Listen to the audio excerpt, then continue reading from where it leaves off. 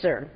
In New Hampshire, we recognize that investments in education are investments in economic growth, job creation, and expanded opportunity for middle-class families.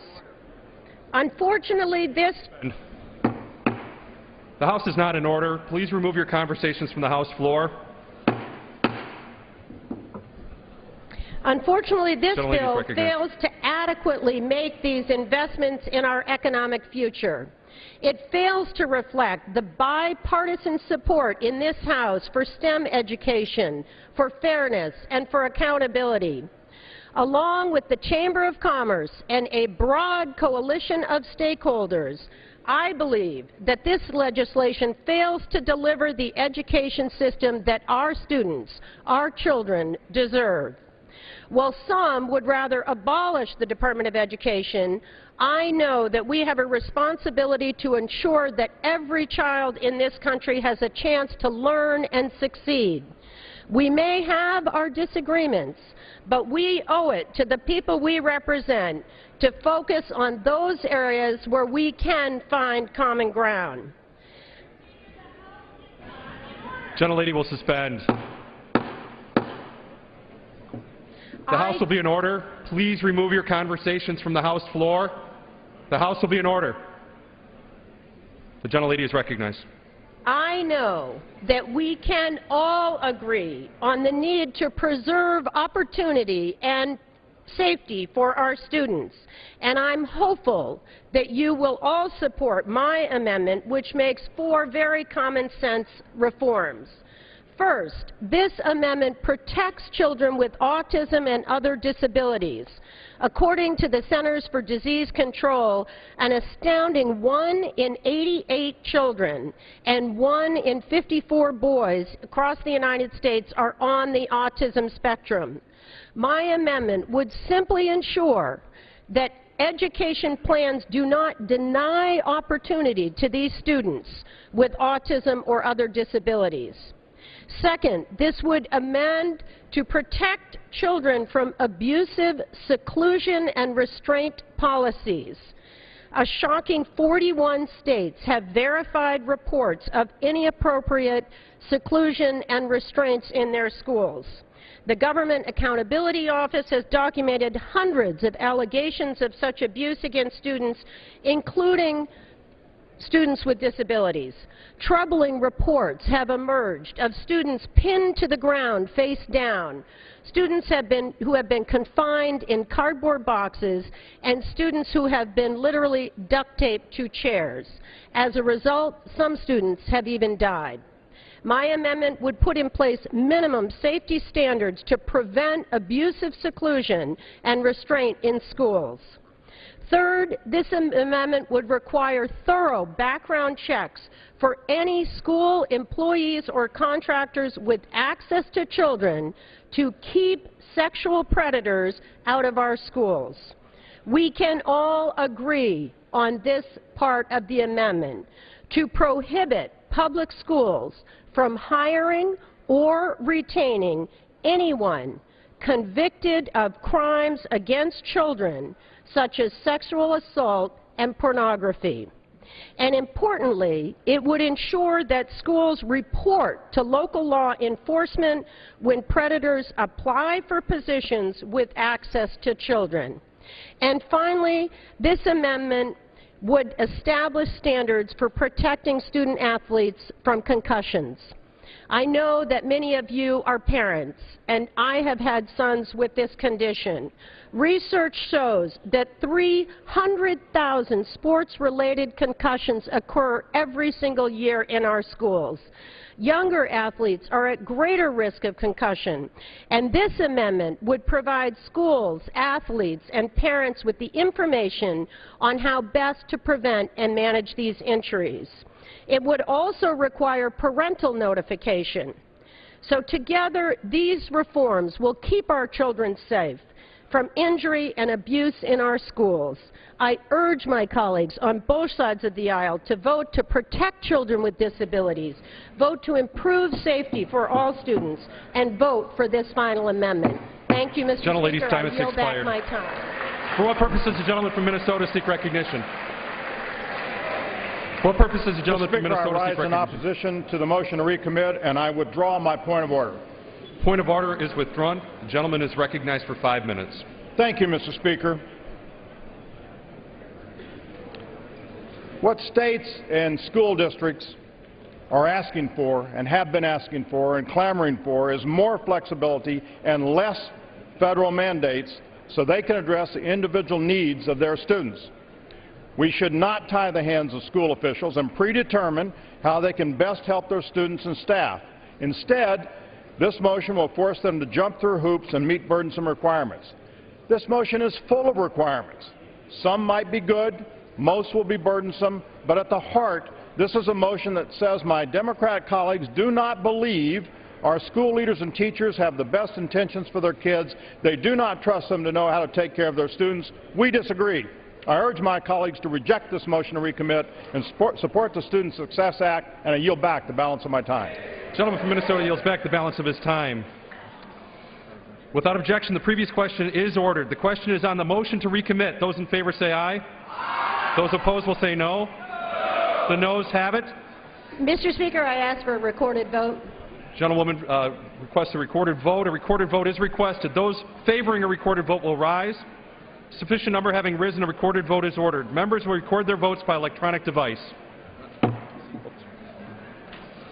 Pursuant to Clause 8 and 9 of Rule... Should I do this? Pursuant to Clause 8 and Clause 9 of Rule 20, this 5-minute vote on the motion to recommit will be followed by 5-minute votes on the question on passage of the bill, if ordered, and the question on agreeing to the Speaker's approval of the journal, if ordered. This is a 5-minute vote. A procedural vote, the last chance to change the education bill before a vote on final passage. Here's how the Associated Press characterizes the perspectives of the parties on the bill. The theme of the Republican bill was that state and local governments, not Washington, should be determining the best ways of improving student performance. Democrats said the bill would cut funding and allow states to lower achievement standards. Here's more about the bill.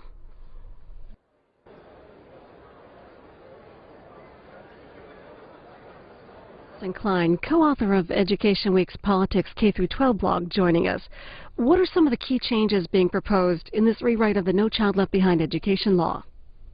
Well, under this bill, states and school districts would have a lot more say over how they turn around the lowest performing schools, how they address the progress of all students when it comes to achievement, but especially poor and minority students and students in special education. And they'd also have a lot more flexibility in using federal funding.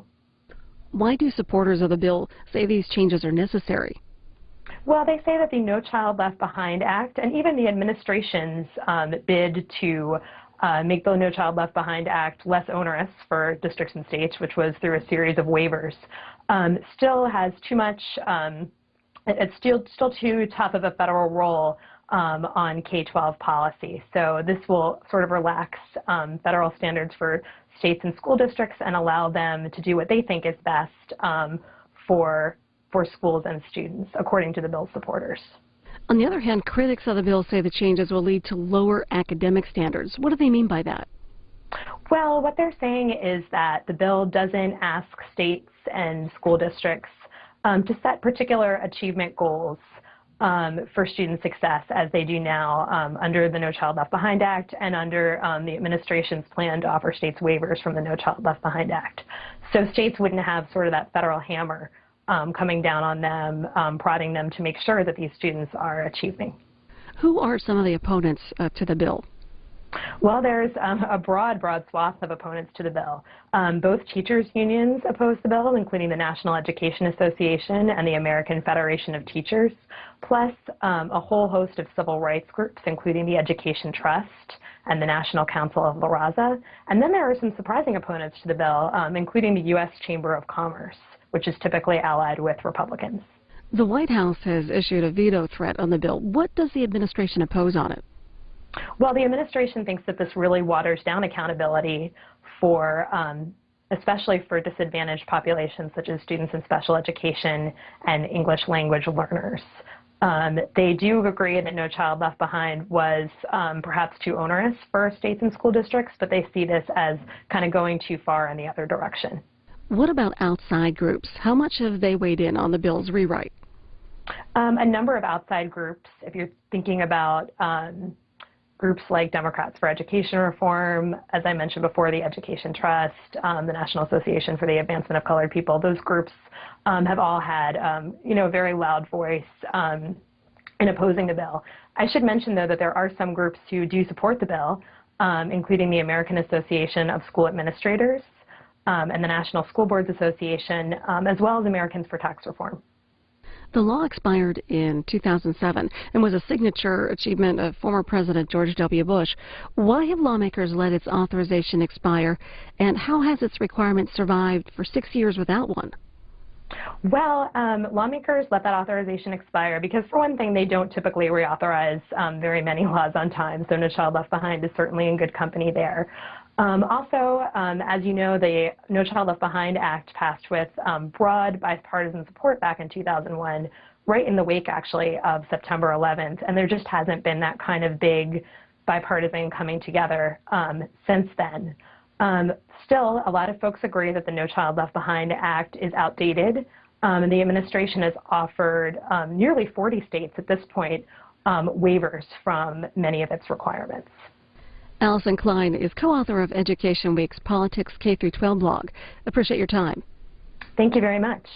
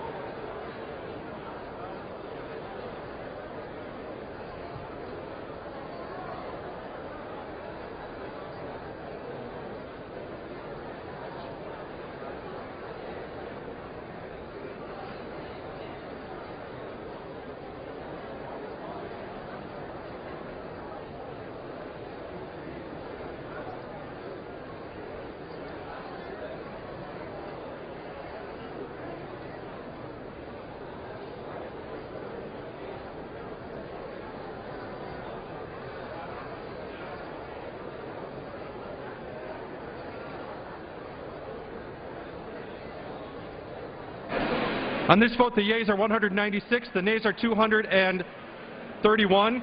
The motion is not adopted. The question is on passage of the bill. Those in favor will say aye. Those opposed will say no. The ayes have it. For what purposes, gentlemen from California seek recognition? Vote. A recorded vote is requested. Those in favor of a recorded vote will rise. A sufficient number having risen, a recorded vote is ordered.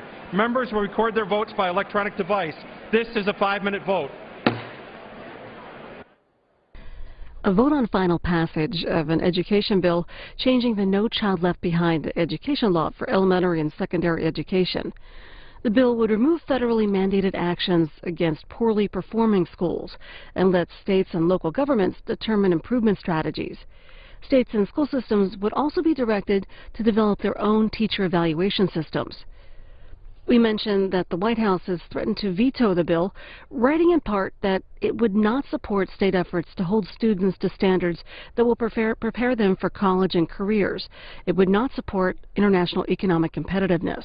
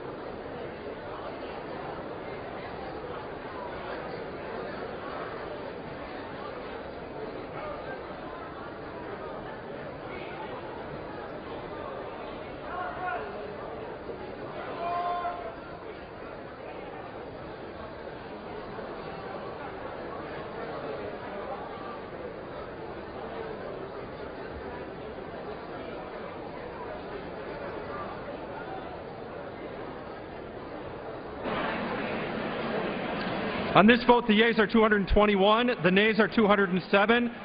The bill is adopted. The bill is passed. Without objection, motion to consider is laid upon the table.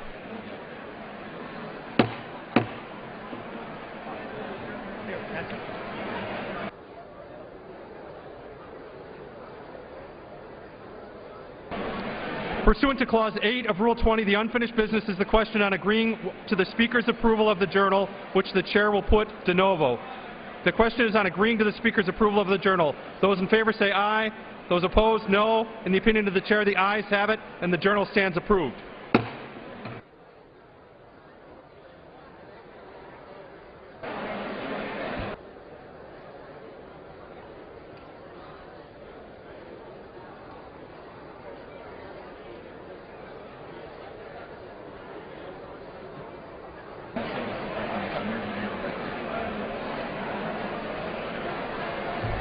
For what purpose does the gentleman from Minnesota speak?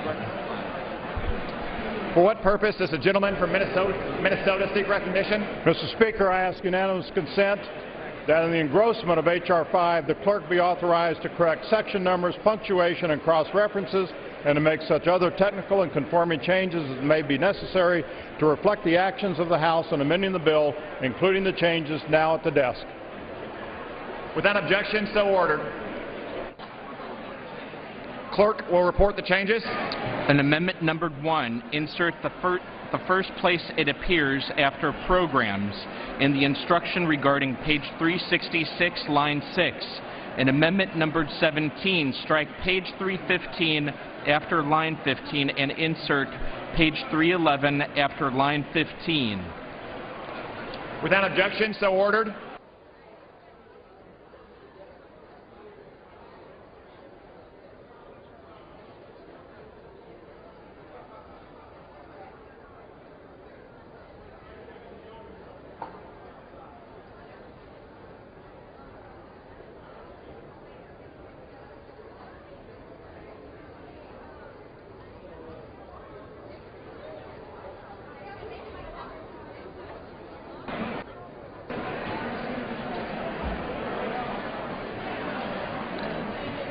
So what?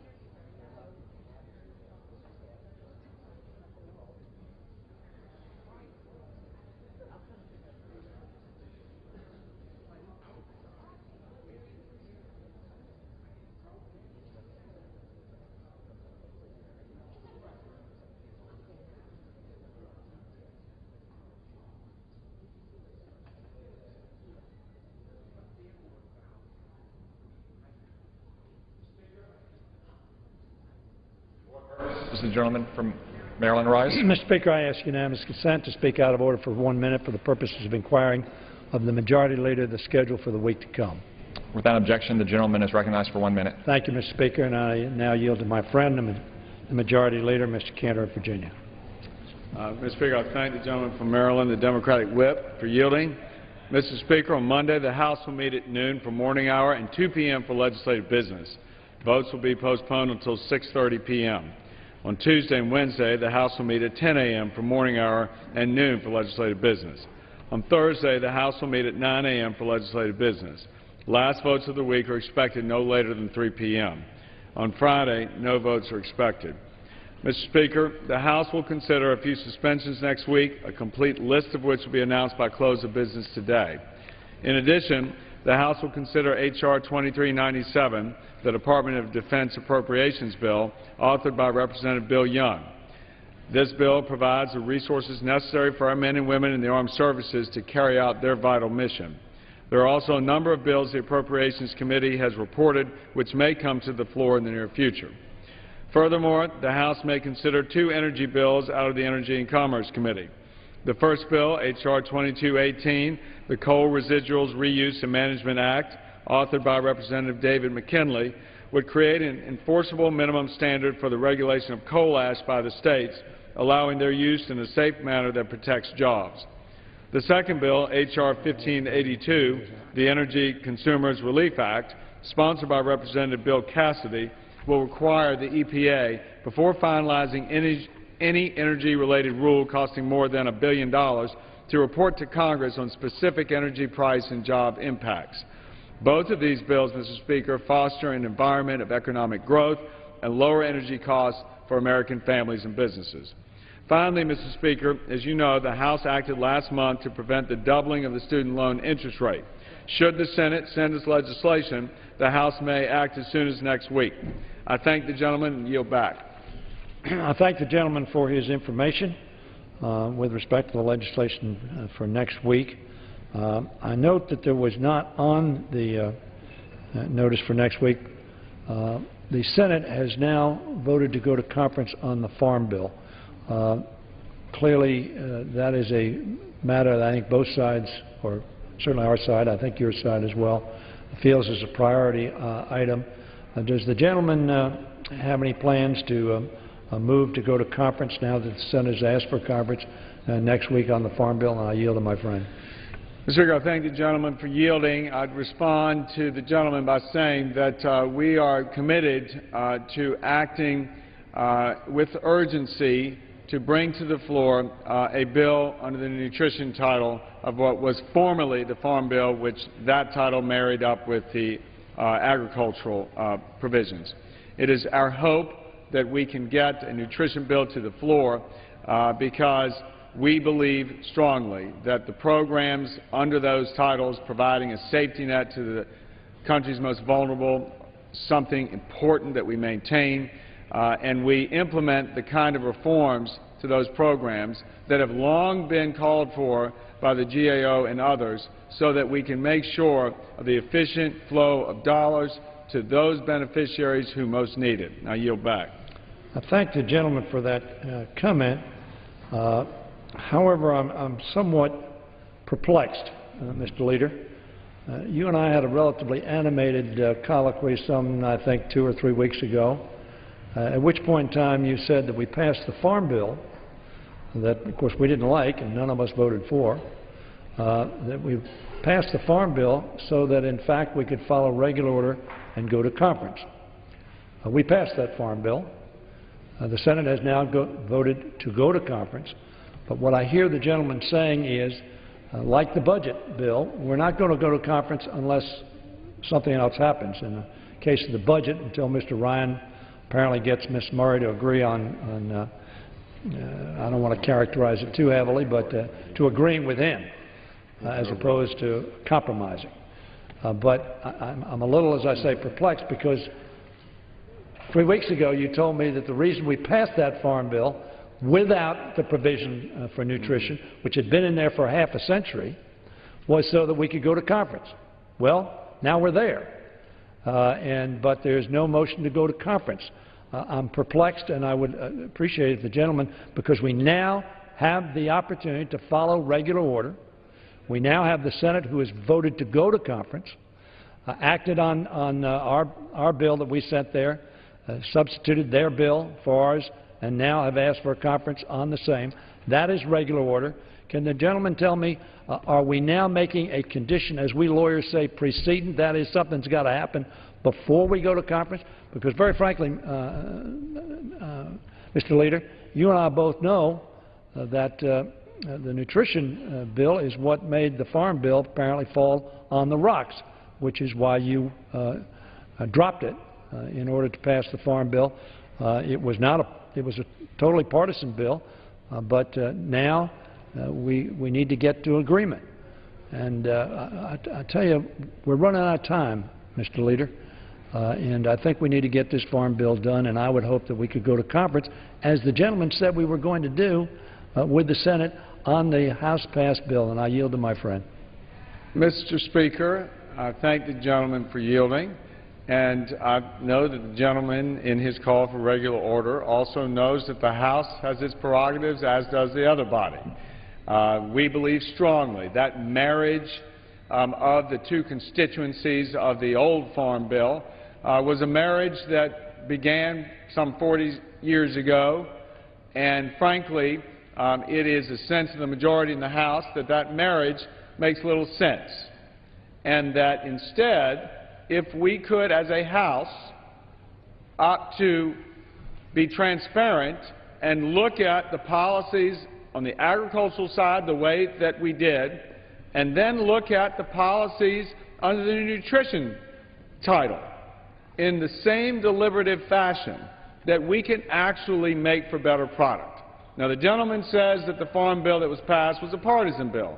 Certainly no member of the minority voted for the bill, but I would, and not to rehash several weeks ago colloquy, say that the same attitude was taken with the old Farm Bill by the minority, saying it was too partisan.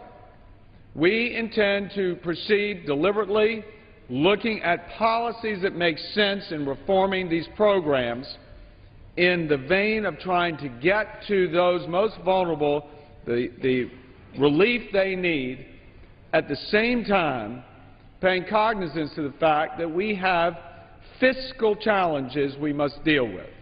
We're trying to be about truth in legislating, Mr. Speaker, and that is making sure that the purpose of agricultural policy is adequately addressed, as well as the purpose of the nutrition title in providing relief to our country's most vulnerable. And I yield back. I thank the gentleman for his observation. The truth in legislating is that we are not legislating. We are putting forth the positions of your party in this House, not shared by the Senate, not shared by the President of the United States, also elected by the people of the United States, and absent agreement by those two entities, co-equal branches of the Congress and a co-equal branch of the government, the executive, absent their agreeing with your party's perspective, we're not legislating. That's the problem, Mr. Leader. And again, I express to you, you said, and I don't have the words in front of me exactly, but we can pull them out, but I am perplexed because you said, when we passed the Farm Bill without the nutrition program in it, which had been done for a half a century, they had been paired, by Republican Congresses and Democratic Congresses, signed by Republican presidents and Democratic presidents. It's only this last 2 years that we have been unable to come to grips with bipartisan agreement on the Farm Bill. It's only in the past 2 years that we've been unable to get a bill that was bipartisan in fashion to the floor and ultimately voted on final passage. The bipartisan bill that came out of committee, both in the last Congress and this Congress, were turned into the first one, of course, in the last Congress didn't come to the floor, as the gentleman knows. He didn't bring it to the floor at all, notwithstanding the fact that it had bipartisan support in the committee. And notwithstanding the fact that the bill that was brought to the floor had bipartisan support and the support of the ranking member, Mr. Peterson, notwithstanding he didn't agree with some portions that were adopted, for instance, on milk, he was nevertheless prepared to adopt it until three very partisan, we thought very harmful amendments to people without means were adopted. You knew that was the case. They then have told me, and I repeat, I know, and reiterate, but the simple representation you made was that we did that, and Mr. Sessions made that and said, by the way, that the nutrition part of the program, getting support for people who needed food, was extraneous to the bill. That's not our perspective over here, but that was the perspective that the chairman of the Rules Committee laid out when we considered the rule. But you then said in that colloquy that the reason we did that is because you wanted to get a bill through, and frankly, that's the only way you could pick up the overwhelming majority of the 62 of your Republicans who voted against it. I can only conclude that because you got the majority to do it, failing the first time because 62 Republicans decided they didn't like, apparently, the nutrition part of the bill, and they voted against it. When you dropped the nutrition part of the bill, which had been in there for 50 years, then you got the majority on your side. That's when you got 0 of us. You had 24 the first time. So I'm perplexed that now that we have done what you said we were going to do, not about budgets, not about you and I agree we need to get a handle on that. That's not what this issue is about. This issue is about whether or not we're going to have a farm bill and whether we're going to have such in a timely way. I'm going to talk a little bit about the CR, but we have 17 days left to go between now and September 30th. And we think it's timely to move.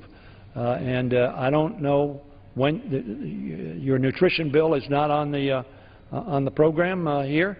We'll have 1 week after next week. We're not sure. We haven't seen a nutrition bill that you have. We don't know what's going to be in that, but we have passed a farm bill. Senate wants to go to conference. Senate wants to go to conference on the, at least the Democrats do, on the budget, and we're not doing it, Mr. Leader, and we need to do it. And again, not to belabor this point, Mr. Speaker, and I appreciate the gentleman for yielding, just to correct the facts and to make sure that the record reflects what I did say before and what I represented. I said it was our intention to act with dispatch to bring to the floor a bill dealing with the SNAP program, that portion of which was traditionally the Farm Bill, and that we intend to be bringing that vehicle to the floor at some time in the near future. I did not say, Mr. Speaker, what it was the gentleman indicated. We would like to say to all of our colleagues, we want to work together on a nutrition title. The gentleman heard what I said before.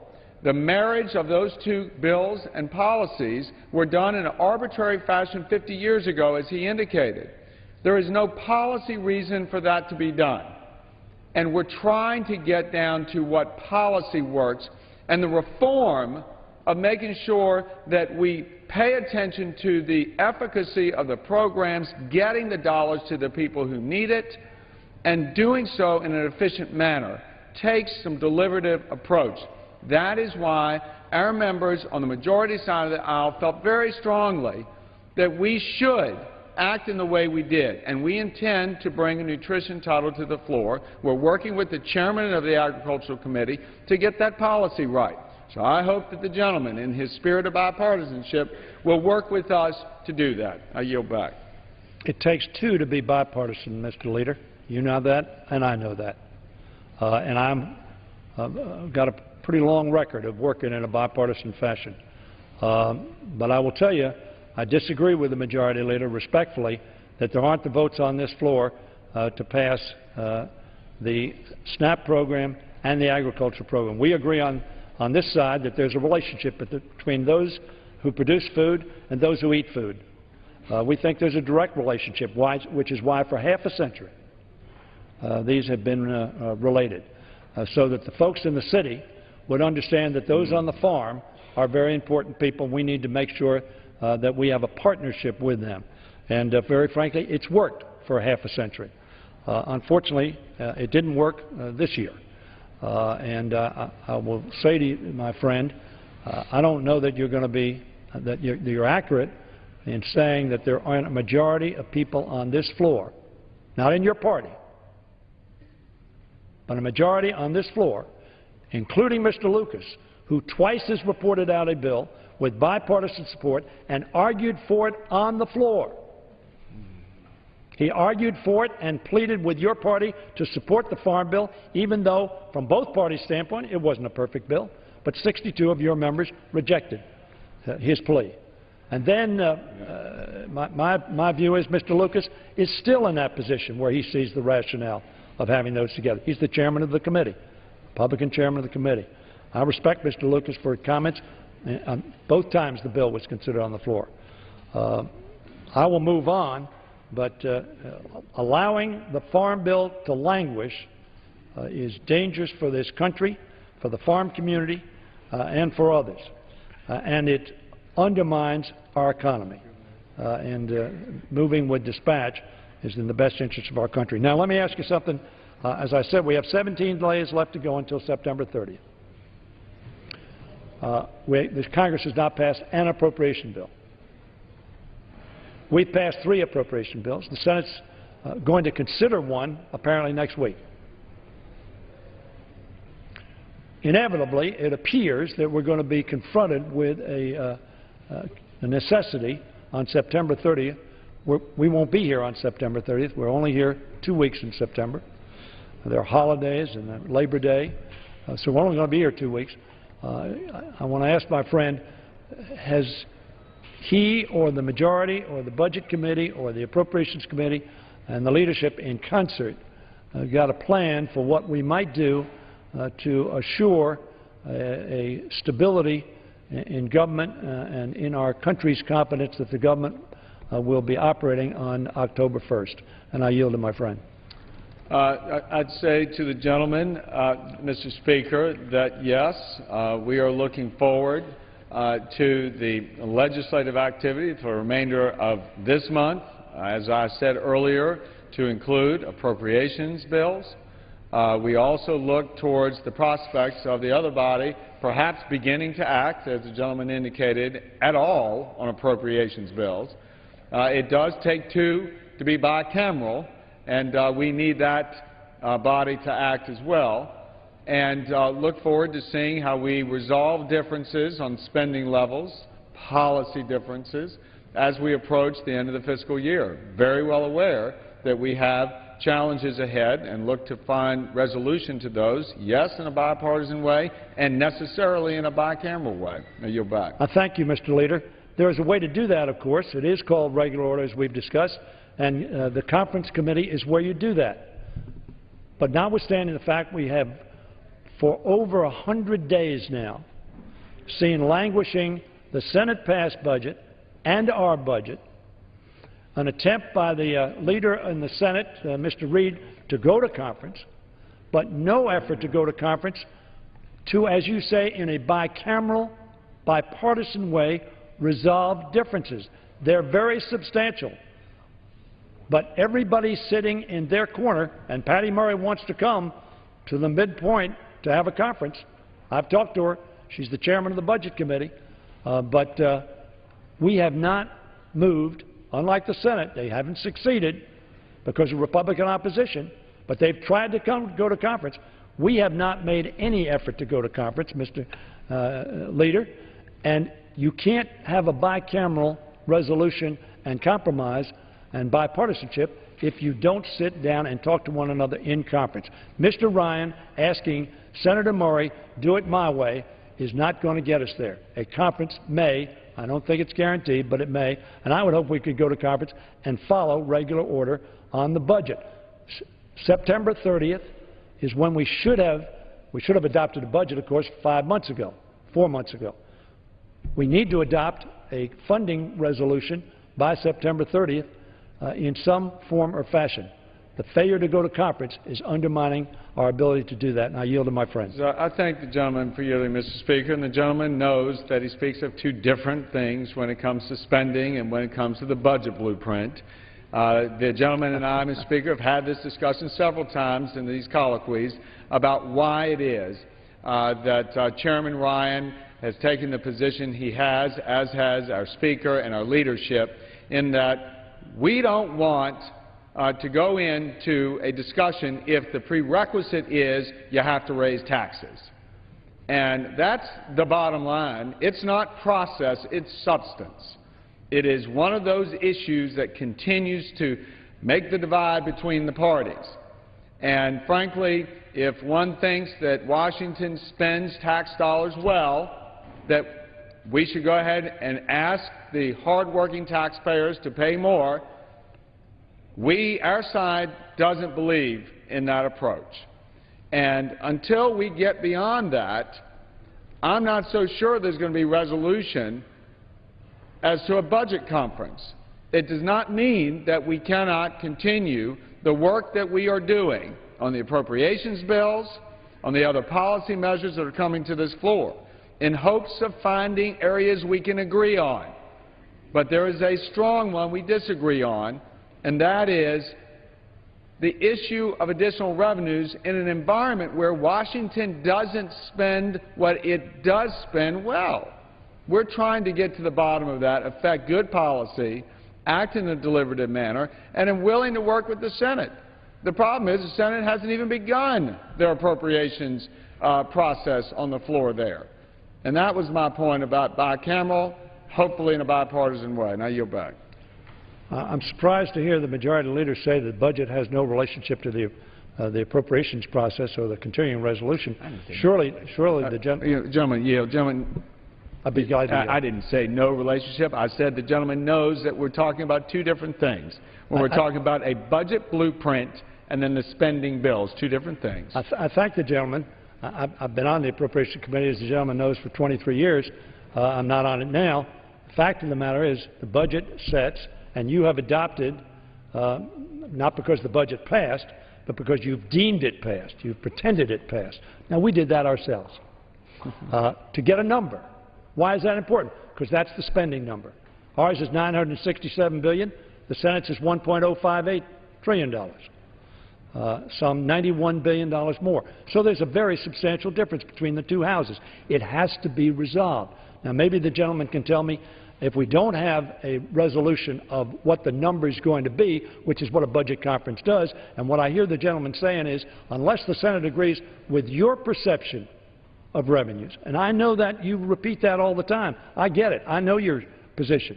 I know the position of your party. My position, of course, is we need to pay for what we buy. And you're right. If we don't buy it, we don't have to pay for it. And we have to make that judgment on behalf of the American people. That's what they sent us here to do. But the fact of the matter is, if your position is, unless they agree with your perception of it, they have a different point of view. They were elected by the American people. By the way, this side was elected by the American people, 1.4 million more of whom voted for us than voted for your side of the aisle. Now, you have the majority. Redistricting provided for that. God bless you. I wish I were in your position, not in mine, from that standpoint. But the fact of the matter is, the American people, more of them voted for us than they voted on your side. But you have the majority. But you ought not to be in the position, I suggest respectfully, Mr. Leader, of saying, unless the Senate will recede to our position, we're not going to go to conference. I don't understand saying you want a bicameral, bipartisan agreement without going to conference. Gentlemen want to respond to that? No? Let me ask you about immigration then. There's nothing on here about immigration. The Senate's passed a bipartisan bill. Does the gentleman have any reason to believe that we're going to move ahead on immigration? George Bush, President Bush, said just the other day, the system is not working, the system is broken. You're chairman of the Budget Committee, we're talking about the budget. Your chairman said we have a broken immigration system. It needs to be fixed. Can the gentleman tell me whether there's any action contemplated on immigration? I thank the Speaker for that. And gentleman from Virginia. And, Mr. Speaker, I say to the gentleman that, as he correctly indicated, our chairman of the Judiciary Committee, gentleman from Virginia, Mr. Goodlatte, has said that our system of immigration is broken and that he and the members of that committee are fast about trying to look at the complex issues of our immigration system and try and deal with them in a fashion that is discrete on each issue with a solution thereto. And we are in the process, as the gentleman knows, in that committee, and looking at all of that and intend on making sure we get it right. And the chairman has said, rather than just doing it, we want to do it right. And we intend to do so. I yield back. Mr. Leader, last question. You said the defense authorization bill is coming to the floor. Can the gentleman tell me whether that will be coming to the floor under an open rule or a rule other than open? I yield to my friend. Mr. Speaker, I would say to the gentleman that the DOD appropriations bill will be coming to the floor, and the Rules Committee will decide on the structure and how that debate will occur. And we will announce that, obviously, upon the Rules Committee meeting. Thank the gentleman, and yield back the balance of my time. Gentleman yields back. For what purpose does the gentleman from Virginia seek recognition? Mr. Speaker, I ask unanimous consent that when the House adjourns today, it adjourn to meet on Monday next, when it shall convene at noon for morning hour debate and 2 p.m. for legislative business. Without objection, so ordered. So what's the parliamentarian name? Tom? The chair will now entertain requests for 1-minute speeches. For what purpose does the gentleman from Colorado seek recognition? Speaker, I ask unanimous consent to address the House for 1 minute and to revise and extend my remarks. Without objection, the gentleman is recognized for 1 minute. Mr. Speaker, tomorrow we will mark the first anniversary of the mass shooting that took place in my hometown of Aurora, Colorado in the early morning hours of July 20th of last year. We must never forget the names of those who lost their lives in this senseless tragedy. Matt McQuinn, Michaela Medic, Jessica Gowie, Gordon Cowden, Jesse Childress, John Larimer, Jonathan Blunk, Veronica Moser-Sullivan, Alex Sullivan, Alexander Tevis, Rebecca Wingo, and A.J. Boyk. Aurora was devastated in the aftermath of the shooting, but we have come together as a community in a demonstration of both strength and resilience, and tomorrow we will come together again to remember those who were lost last year. Mr. Speaker, I yield back. For what purpose does the gentleman from Colorado seek recognition? For permission to address the House for 1 minute.